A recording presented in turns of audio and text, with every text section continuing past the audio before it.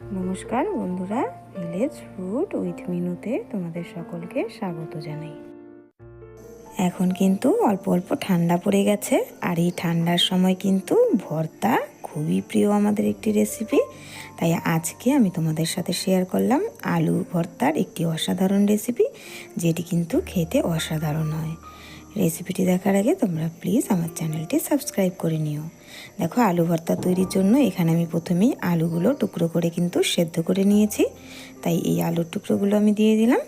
তারপর কিন্তু আমি দিয়ে দেবো কুচনো পেঁয়াজ। এই পেঁয়াজ দেবার পর আমি কিন্তু দিয়ে দেব ধনে পাতা কুচি, আর সব কিছুকে কিন্তু আমি পরে একসাথে ভালো করে মিশিয়ে নেব। ধনে পাতা কুচি আমার দেওয়া হয়ে গেল। তারপর কিন্তু আমি দিয়ে দেব সামান্য পরিমাণ একটু চাট মশলা। চাট মশলাটা দিলে খেতে কিন্তু খুব ভালো হয়। তারপর দিয়ে দেব আমি এতে লবণ পরিমাণ মতো, আর তারপর আমি দিয়ে দেবো একটু বিট নুন। আর লবণ আর বিট নুন কিন্তু ভালোভাবে পরিমাণ মতো দিতে হবে, না হলে কিন্তু লবণটা বেশি হয়ে গেলে খেতে ভালো লাগবে না। যেহেতু আমি অল্প বিট নুন দিয়েছি, তাই কিন্তু লবণের পরিমাণটা খুব সাবধানেই দিতে হবে। তারপর আমি দিয়ে দিলাম একটা ভাজা মশলা। এতে আমি মৌরি, ধনে আর কিন্তু জিরে একসাথে গুঁড়ো করে রেখেছিলাম। তারপর আমি দিয়ে দেব এতে আমি শুকনো লঙ্কা ভাজার তেল। আমি কিন্তু কড়াইতে সর্ষের তেল দিয়ে এতে 4-5টে শুকনো লঙ্কা ভেজে নিয়েছিলাম। এই তেলটাই কিন্তু আমি এতে দিয়ে দিলাম।